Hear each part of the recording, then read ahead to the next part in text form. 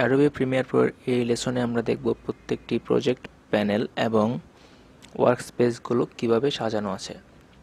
তো প্রথমে দেখুন যে উপরে file, edit, clip, sequence maker এগুলো আছে। তো এগুলো ফাইল থেকে যদি আমরা কোনো নিউ প্রজেক্টে যাই, তো আমরা নতুন কোনো প্রজেক্ট নিতে হলে নিউ প্রজেক্ট মানে ফাইল থেকে নিউ প্রজেক্ট নিতে পারবো বা নিউ সিকোয়েন্স নিতে পারবো।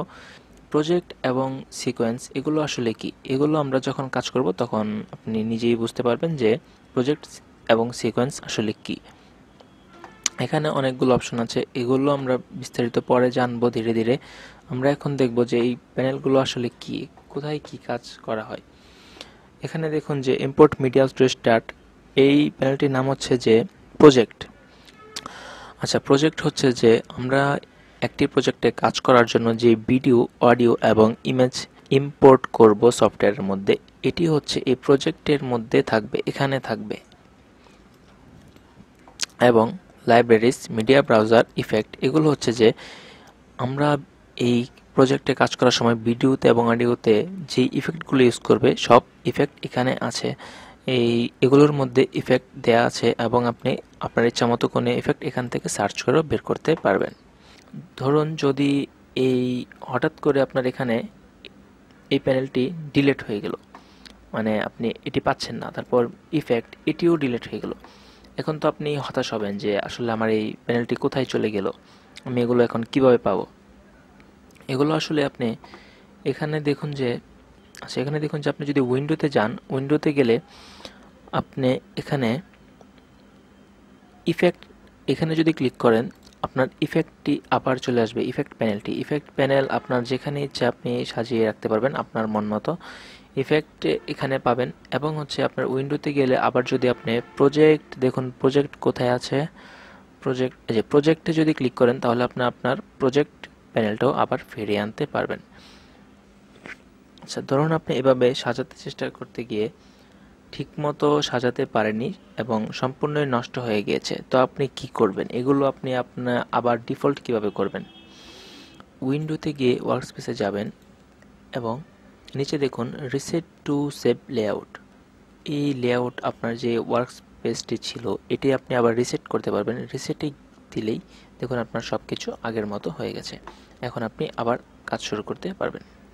তো এগুলো আমরা আস্তে আস্তে সবগুলোই জানবো। আর এখানে হচ্ছে টাইমলাইন। টাইমলাইন হচ্ছে যে আমরা যে ভিডিওতে কাজ করব এই টাইমলাইনের মধ্যেই মূলত কাজটি হবে।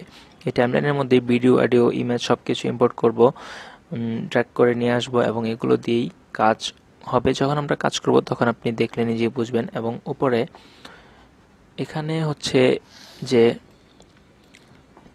আমরা যে সিকোয়েন্সে কাজ করব, সিকোয়েন্সের যে ভিডিও আউটপুটটি এটা আমরা এখানে দেখতে পাবো। এবং আমার যেই ভিডিওটা নিয়ে আসবো এটি যদি আমি ওপেন করি তাহলে এখানে সোর্স ক্লিপের মধ্যে আমরা একটি ভিডিও দেখতে পারবো এবং যে কোনো ইফেক্ট ইউজ করলে ইফেক্ট কন্ট্রোল থেকে আমরা এটি কন্ট্রোল করতে পারবো। এবং অডিও ক্লিপ এরকম আরও অনেকগুলো প্যানেল আপনি উইন্ডো থেকে পাবেন, যেগুলো আপনি কাজ করতে আপনার সুবিধার্থে আপনি নিয়ে নিতে পারবেন। এখানে আমরা ধীরে ধীরে এগুলো সবগুলো সম্বন্ধেই আলোচনা করব।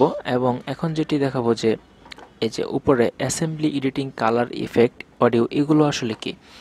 যদি এরকম হয় যে আপনি এখন ভিডিও এডিটিং করবেন, যেগুলো বেসিক এডিটিং, ধরেন যে ভিডিও কাটবেন তারপর সিকোয়েন্স ওয়াইজ সাজাবেন, আপনার ইচ্ছা মতো কাটাকাটি করবেন, তো এডিটিংয়ে থাকলেই আপনার এভাবে সুবিধা হবে। অ্যাসেম্বলি এটি হচ্ছে যে এখানে যদি আপনার যদি প্রজেক্টের মধ্যে যদি অনেকগুলো ফাইল থাকে, যে ভিডিও অনেক বেশি, ইমেজ কোনটা এখানে নিয়ে আসবেন, এখানে সরাসরি এখান থেকে টাইমলাইনে আনবেন এবং এখানে শুধু একটা মনিটরের মধ্যে আপনি সিকোয়েন্সটি দেখতে পারবেন এবং সোর্স আপনার যদি প্রয়োজন না হয় এটি না ওপেন করে শুধু এখানে দেখতে পাবেন। এবং কালারে গেলে আপনার যখন মনে হবে যে এখন আমি কালার নিয়ে কাজ করব বেশি, তখন এই কালারটি যদি আপনি সিলেক্ট করে রাখেন, যে দেখুন এই দিকে একটি লুমেট্রি কালার নামে একটি প্যানেল চলে এসেছে। লুমেট্রি কালারের যে প্রিসেটগুলো আপনি পাবেন এখানেই দেখতে পাবেন এবং এখান থেকে আপনি ড্র্যাগ করে আপনার ভিডিওতে দিয়ে দিলেই সেটি কাজ হবে। এগুলো যখন আমরা কাজ করব তখন আপনি একটি একটি করে দেখবেন এবং বুঝতে পারবেন। এই লেসন এই পর্যন্তই ছিল এবং পরবর্তী লেসন দেখতে সাথে থাকুন। ধন্যবাদ।